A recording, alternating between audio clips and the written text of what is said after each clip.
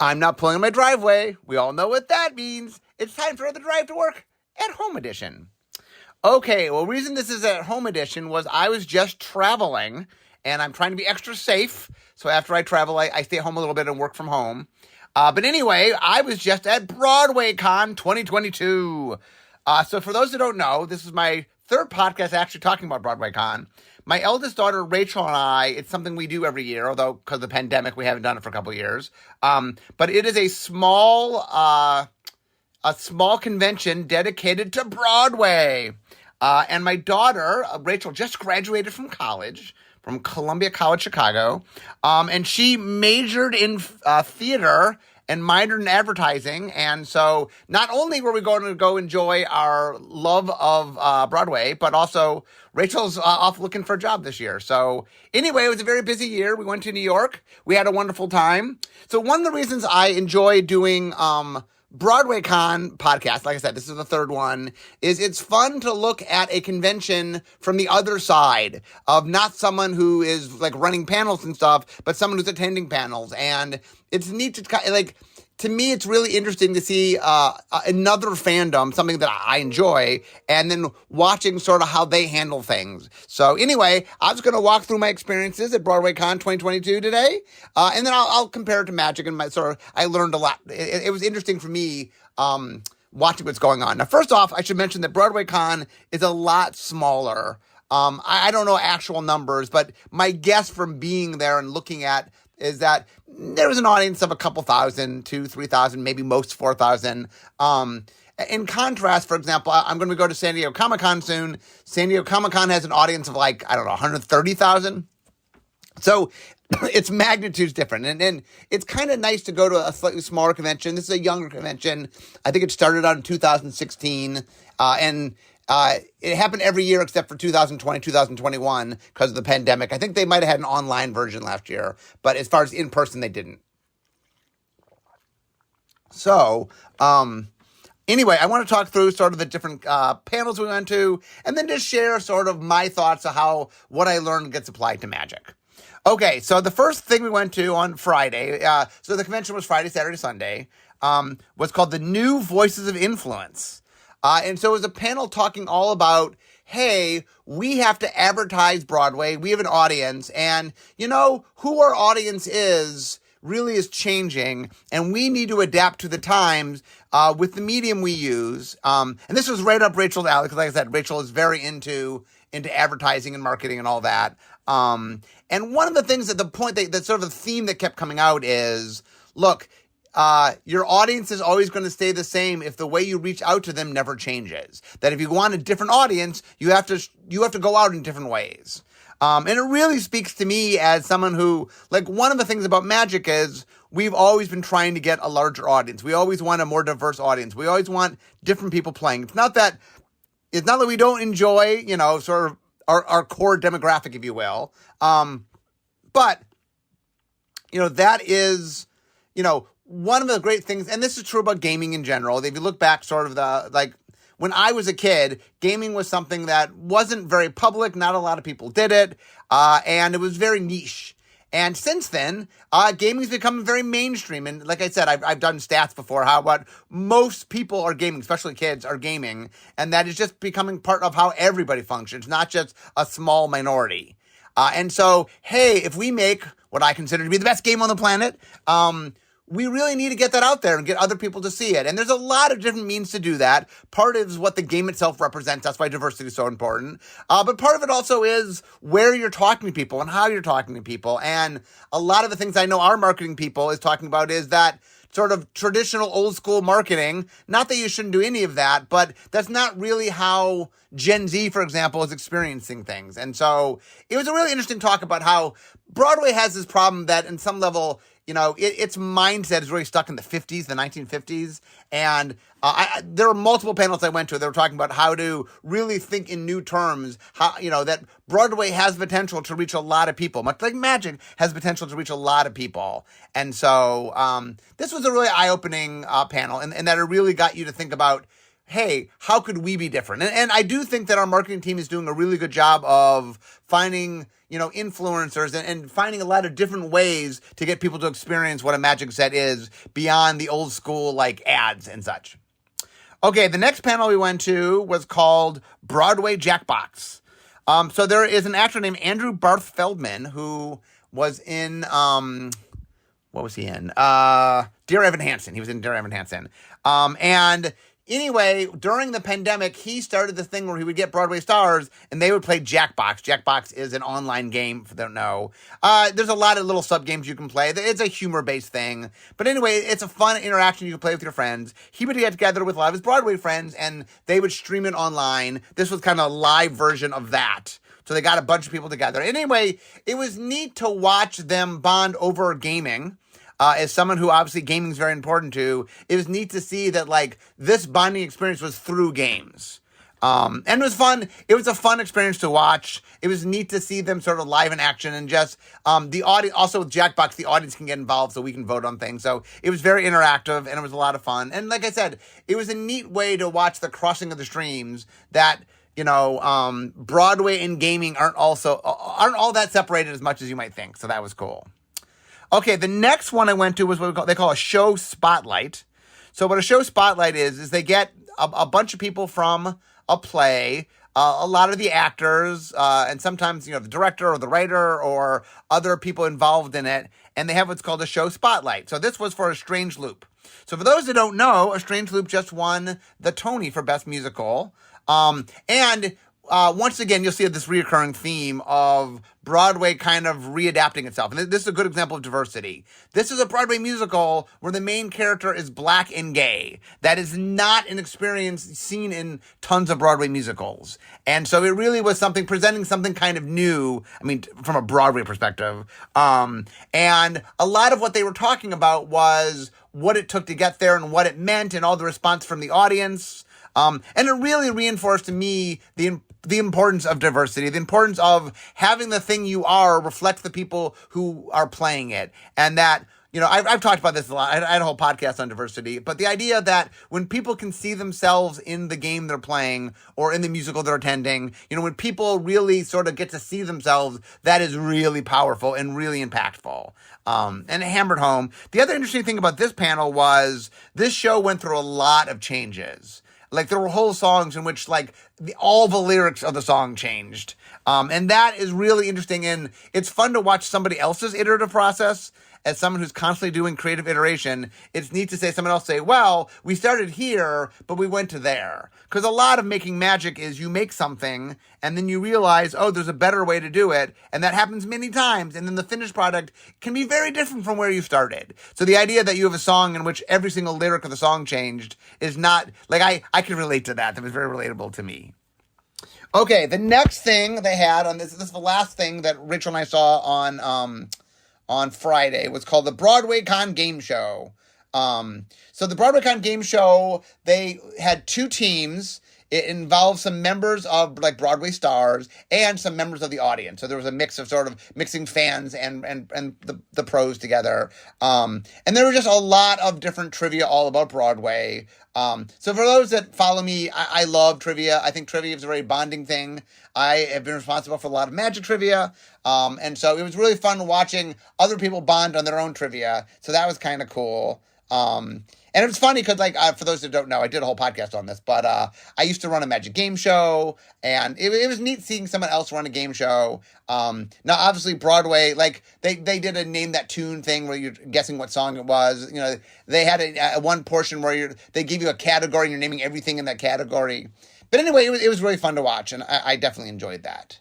The other thing we did the first day is there's a marketplace where there's people selling all sorts of related items that, and Rachel bought infinite stickers and earrings and, magnets and, a lot of, and I think cups and all sorts of stuff. So a lot of things to reference, because she's a huge fan of Broadway. And so it was neat sort of watching her find all the stuff. I bought a few things myself. So, anyway, okay, so that was Friday. So let's get on to Saturday. So Saturday, our first panel was called E-Ticket to Disneyland. So one of the rooms, so the way the convention was set up was we were in a hotel, the New Yorker Hotel, There were 5 rooms in the New Yorker, and then we were also in the Manhattan Center, which was around the corner, and there was one big giant stage. So there was like 6 areas that you could go. And one of the rooms was dedicated to podcasts. It was set up so they brought in all these sort of Broadway-themed podcasts, and then they did live podcasts, which was really cool and really a telling thing about the nature of how things are changing. Obviously, you're listening to a podcast, so I do get podcasts, obviously, that I do a podcast. But it was neat to see other people doing their podcasts, and that was really compelling for me. So this one, the interesting thing about this one, E-Ticket to Disneyland, was basically a bunch of Broadway stars talking about their love of Disneyland. So they didn't even talk about, I mean, only peripherally talked about Broadway. So it wasn't really about Broadway, but it was Broadway stars talking about something else they loved, which was Disneyland. And it was really fun. So what they did in this one is they took 32, they just sort of like, kind of like my head-to-head. They took 32 rides at Disneyland/Disney World, and then the panel was voting on which was the better one. The one that won the whole thing was Haunted Mansion. But to give you a sense of the geekiness of this is when they first brought up Haunted Mansion, they're like, okay, do you mean Disneyland or Disney World? And they're like, Disneyland. Okay, do you mean the normal one or do you mean the holiday one? You know, anyway, the specificity was very cool. And the other thing it really taught me was, I mean, I've been to Disneyland, I've been to Disney World, I know some of the rides, I've been on some of the rides, but they were going into much greater detail than I had any knowledge. But it's really fun watching people be passionate. That was a big lesson of this panel / podcast, was how exciting it is and compelling it is to watch just excited people. Now, not that I don't get excited, because I do get excited, but it does remind me that me getting excited is an important part of, when I'm doing things, that when I show genuine enthusiasm, that is very compelling for people. So something for me to remember. Not that I'm not enthusiastic, but a reinforcement that that's a good thing. Okay, the next thing we saw was Broadway live streaming, expanding the reach of live theater. So one of the big, sticking points, but one of the big issues that's going on right now, or has been going on for quite a while, is Broadway is very much stuck in a 1950s mindset. So there are people, a lot of younger people, but not necessarily just younger people, saying, hey, there's a lot of people that enjoy Broadway that can't afford to come to New York, aren't able to come to New York. And even if they could come to New York, hey, the tickets are kind of expensive for a lot of people. We could put this online. We could stream it at a much cheaper cost and hit a lot more people. So you'd make it up in volume. And it would let a lot more people interact with that experience, right? That part of, there's a lot of fans of Broadway that can't literally come to Broadway. That a lot of the sort of traditional Broadway audience is a very old, white, richer women. There's a certain audience that tends to come to Broadway. And this group is like, look, there's so many more people that would love Broadway. I know this is a passion. Rachel's been talking about this forever, of how it is so crazy that if you love Broadway, but somehow you just can't get to New York, somehow you can't really appreciate Broadway. And the true belief of all the people on this panel is that it's just a revenue stream, that Broadway eventually will understand that they can broaden their reach and make more money. And that they don't quite understand that there's a lot of fear of risking the live experience, that some of people see it online for cheaper. They wouldn't come to the live show. Although, as music has demonstrated, that if you listen to a band, you still pay a lot of money to go see the band live. So a live experience is a different thing from a recorded experience. But anyway, this whole panel was talking about trying to change mindsets, which is very interesting. One of the things that I deal with Magic all the time is, part of being head designer is I have to push us in places we haven't gone. I have to mechanically do things we haven't done before. And that part of doing that is getting sort of the powers that be and just the rest of R&D to say, I know we haven't done this before, but we could do this. And what's happened over time is the more I push and got us in new places, and those places have been successful, R&D's gotten a little bit better at pushing in new directions. The story I tell all the time is about the split cards, where nobody wanted to do them. We're far, far away from that. Nowadays we do something new, there's a lot of people that are excited by something new, In fact, one of my things right now is sort of making sure that when we do something new, it's for a reason we're doing something new and not just to do something new, which is a different side of the problem. But I'm glad that R&D in general is more accepting to, hey, magic does change, and that means something that have been true for a while might not be true anymore, or, we can change things up. And that the other thing that's really interesting about this is the idea of getting the experience to the players. And I think digital is a big part of this. It reminds me of the importance of digital. Nobody loves tabletop more than me. I do love paper cards in my hand. But I do want to understand that part of what the appeal of digital is accessibility. Not everybody lives in a town where there's a game store right there. Not everybody has a lifestyle where they can just leave their home for hours on end. And so having the ability to be accessible where you are, when you are, like making Magic playable in more ways, that's a big part of accessibility that we want, no matter where you are or where you live or what your schedule is like or we want anybody to be able to play. And part of that is being conscious of how you do that. And this really reaffirmed for me. Like I said, a lot of these themes I watch different people talk about different things. The first panel talking about marketing and how to be different in marketing, and this panel talking about live streaming. On some level, we're talking about slightly different things, but the themes between them are very strong, which is Broadway has done something for a long time a certain way, and that way doesn't really reflect how people are now. We need to change. Magic is a game that lives in flux. So it's kind of nice to know that the nature of how we function is we are in flux and we are always changing. But it's good to understand those forces and how it's very easy to let familiarity and the way things have been dictate the future, but they don't necessarily have to. That, like I said, it doesn't mean you should change for change's sake, but you should be willing to change when it allows you to do something you can't do before that is good for the game.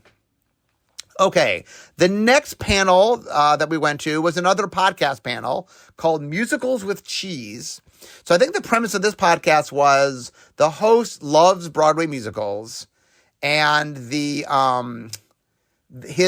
other people on his panel aren't Broadway musical fans. And so he introduces them to a musical, and then they sort of give their feedback on it. And it's sort of like an insider and outsider appeal. So the musical they did for this event was Popeye, the Robert Altman film starring Robin Williams and Shelley Duvall. And it was a musical, and it's a weird movie.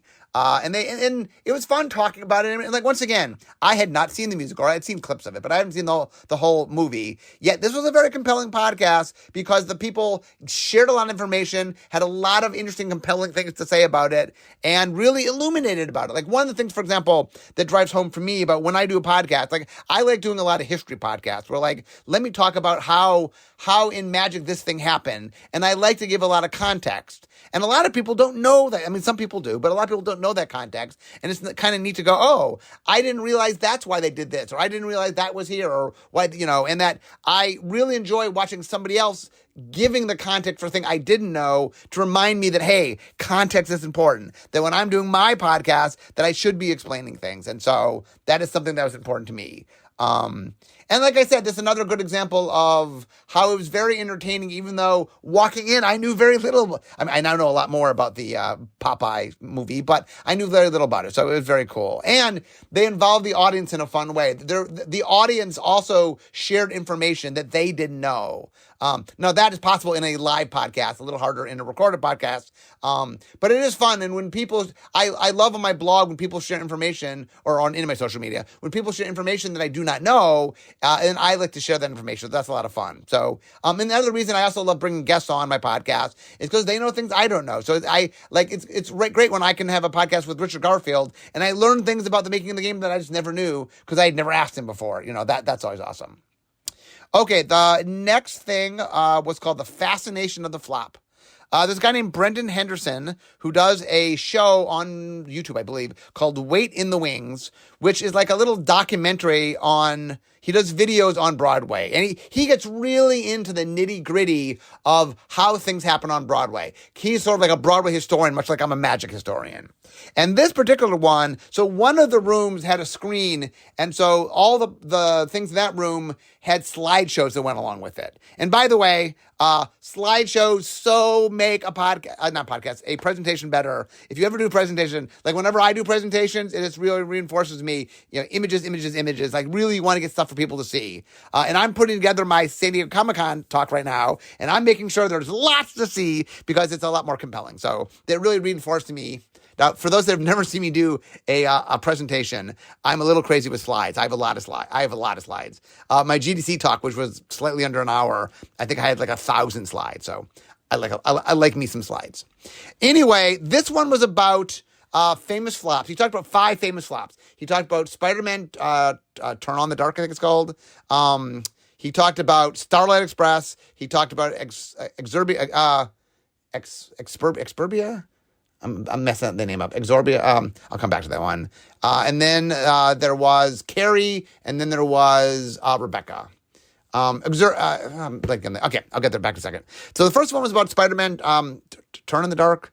Something in the dark. It is the biggest flop that Broadway ever had. They wanted to do a Broadway musical about Spider-Man. They brought in members of U2. And the director, who didn't really know Spider-Man, just kind of went in a weird place with it. Like, she literally read the first page of Ultimate Spider-Man and then just went off on this. Like, she literally went on, like, Greek mythology thing and, like, added a character of Arachne that really isn't, like, she did a lot of things that weren't inherently Spider-Man. And the lesson, the idea behind this, which is very in the style of a thing I would do, is what was the lesson that you learn from your failures? I've also done podcasts on failures, multiples, I think, so you can listen to those. But anyway, he said that really you have to stick to your source material, that a lot of the reason Spider-Man flopped was it wasn't doing what made Spider-Man awesome. It wasn't, it didn't really capture the essence of Spider-Man. Like, I remember once Ang Lee did a movie of the Hulk, and he bragged he had never read a Hulk comic. I'm like, that is not what I want to hear from someone making a movie. Like, if you're going to make a movie about a famous book, I hope you've read the book. I don't want to go, I've never read the book. That's not what I want to hear. So, anyway, it was a lot of fun, just sort of learning about it. And, like, it failed big. It lost $64 million, I believe, which is the record right now for Broadway for losing the most amount of money. Biggest flop ever. Next, he talked about Starlight Express. Andrew Lloyd Webber, the same person that made Cats and Phantom of the Opera and stuff, made it. And so the premise of this one is they were trains. They were the people on the stage represented trains, and they were on roller skates. And now, you might say everybody's a cat. That wouldn't happen. That was one of the longest running things on Broadway. So, obviously, not everything quite plays out the same. But it was very interesting. And, like, the weird thing about this musical is it's been successful in some places. There's a place in Germany that built a whole theater for it. So it's not like the show didn't have potential to be popular. But anyway, and then the next one, Jonathan Larson. If you've ever seen Tick, Tick, Boom, he made a play in there that was about the future. I'm blanking on the name of it. It's what was it called? It was basically a play set in outer space. Anyway, if you ever see Tick, Tick, Boom, it's mentioned. It's like Exorbia. I'm blanking on the name of it. But anyway, it was a play that never got made. And he was sort of talking about how it was designed in such a way that he couldn't do it. But that it really led the way he would later make Rent, and sort of like failure can lead the way to other successes. Then Carrie, the story of Carrie was very funny. The producers were talking to the director. They said, this takes place in high school, so please think of Grease when you're putting it together. Grease is probably the most popular high school musical ever done. They come to see what the director has in mind. He has like a white staircase. They're like, there's no white staircase in the book. There's no white staircase in the movie. We don't know what's going on. People show up in togas. And the director had said, Grease. Oh, and they're like, no, we meant Grease the musical, not Grease the country. And the director's like, well, I like my Greek take. We're going to keep that. Anyway, Carrie with a Greek take was an odd thing, and it bombed. The show would later go on and get redone and played a lot of regional theaters and stuff and did really well. So the final one, and the lesson of Carrie is kind of like, you have to be careful what you do. You do have to figure out what you're doing and not deviate too much. And the last one, Rebecca, was about a show that was a really good show that got great great reviews and everything, and then just greed behind the scenes kept it from coming out. There's somebody who was took advantage of them. Turns out one of the people that gave money was not a real person, and they were trying to steal from them. And anyway, it's very crazy. Anyway, that was a lot of fun. It was neat seeing how you learn from your mistakes. It's a theme I've done a bunch of times in articles and podcasts. So anyway, I really enjoyed it. I think that was my favorite panel of the whole weekend. Next, we went to a Broadway cabaret, Broadwaycon cabaret. That is where famous Broadway stars sing songs. That was a lot of fun. There was a couple of different people who had been in the original Rent. There was a bunch of Broadway stars that made a boy band. Anyway, it's definitely a lot of fun. Okay, now we get to Sunday. So first panel on Sunday was Gen Z Broadway, POV. So this was people who are all Gen Z working in Broadway, talking about all the different experiences. And once again, reinforced the theme of things are changing. Broadway needs to change with it. And it was fun hearing from sort of young people talk about what they need to do. It is neat because Rachel and I have a lot of conversations, and Rachel obviously is very Gen Z. And it's interesting, a lot of the things that Rachel keeps going off about on the ways that Broadway can become more in tune with the times. I hear it reflected in like the marketing one. I heard Rachel talk about that, and live streaming. I've heard Rachel talk about that, and a lot of the Gen Z stuff. It was very funny. Like I felt like I went to a panel where a bunch of people like Rachel were saying things that Rachel's been saying forever. So it was very compelling and cool to listen to. Next, there was a panel called Making Fun of What You Love. There's a channel called Broadway Beat that is basically like The Onion, but for Broadway. And they do a lot of fun. They do a lot of articles that are sort of parody articles. They make videos. They actually do live stage productions. They showed off one of their videos, and it was all about how Stephen Steinheim used to have a partner, like Rodgers and Hammerstein or something, but the partner didn't like that he sang over each other, which is a very Steinheim thing to do. Anyway, there's a comedy there. They do these productions where they do third acts of plays. So they did a third act of Little Shop of Horrors, my favorite play. And which is very funny because they all die at the end. So like, how do you do a third act when everyone's dead? And anyway, it was fun to see, once again, my love of comedy, because my background is comedy writing, for those that somehow don't know that. It was fun to watch Broadway mixed with comedy, with humor. And that was that was probably my second favorite panel. Also in the room, by the way, with all the pictures. So the fact that my two favorite panels were in the room where they could show pictures and videos and stuff like that, made that much better. Next, Broadwaycon Family Feud. So this was kind of like the game show, except it was Family Feud. They had teams of 5, 2 Broadway stars, and 3 people from the audience. It was a lot of fun. The host was a very fun, energetic host. 2 problems with Broadway Family Feud. One was the host didn't quite understand how the show worked, which in the future, he was really fun to watch and a lot of energy and a lot of charisma. He needs to learn how the show works, or the producers need to teach him. And number 2 is, one of the things about Family Feud is you ask like 100 people, and the weird thing is they asked a bunch of things that were not subjective but objective. Hey, name a Sondheim musical, and a lot of the answers were just false. So like, name a Sondheim musical, and one of the number 5 answers was Wicked. Well, Sondheim didn't do Wicked, so it's very hard to guess Wicked when Sondheim didn't do it. I think if I were them, just the gamer in me, I would be very careful about asking objective questions that are just wrong answers. There's just no way, okay, well, what musicals might people think Sondheim would do? That's just not a lot of fun.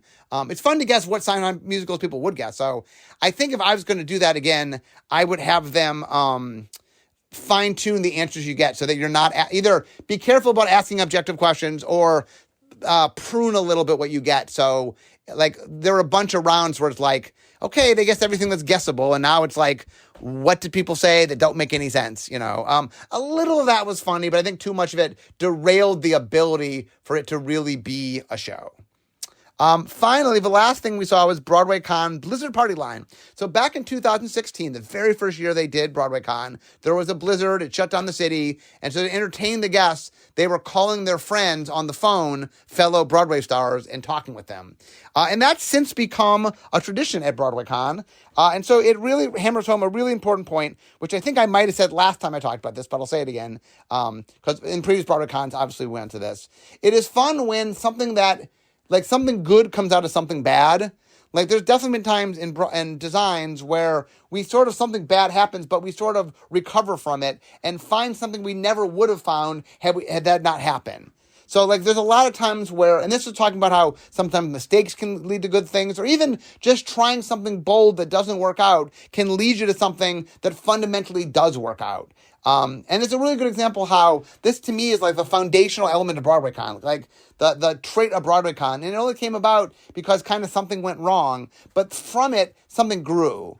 And that there's a lot of that really hammered home to me the importance of being willing to experiment and try things, and that don't be so afraid of something going wrong. That something going wrong is not the worst thing in the world. I try not to repeat the same mistakes twice, but mistakes can lead you sometimes to good places. And there's fun things that come out of things that you might not expect, and that even when things go wrong, look for the silver lining.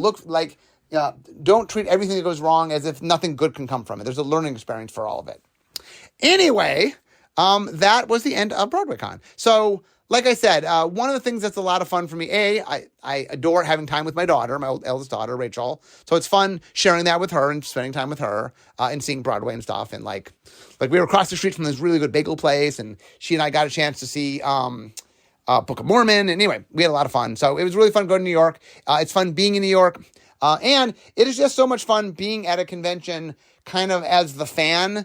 It really hammers home how, like, for example, I'm going to San Diego Comic-Con soon, and I want to make sure that I'm maximizing what I'm doing for my fans so that, it really sort of hammers home for me as somebody on this side of the fence, at least for Magic, of all the stuff the fans appreciate and what we can do. And anyway, so it really reinvigorated me. And I think I came home and added numerous slides to my presentation. Anyway, I hope you guys enjoyed this. And like I said, I do like to talk about offbeat things once in a while. One of the things that my truism about design is you're inspired by everything. That it's not just only magic things inspire me to do magic. Everything inspires my magic design. And so here's a good chance of something that shaped me and something that really influenced me. And it was something that I really enjoyed. And there's a lot of lessons we learned from that. So that's why I did a podcast on it. Also, I have a lot of podcasts to do, so I'm always looking for information. But I've done 2 previous BroadwayCon, and I got very positive feedback from that. So, another BroadwayCon podcast for you guys. Anyway, thank you all for listening, but I can see my desk, so we all know what that means. We all know what that means. This is the end of my drive to work. So instead of talking magic, it's time for me to be making magic. I'll see you guys next time. Bye-bye.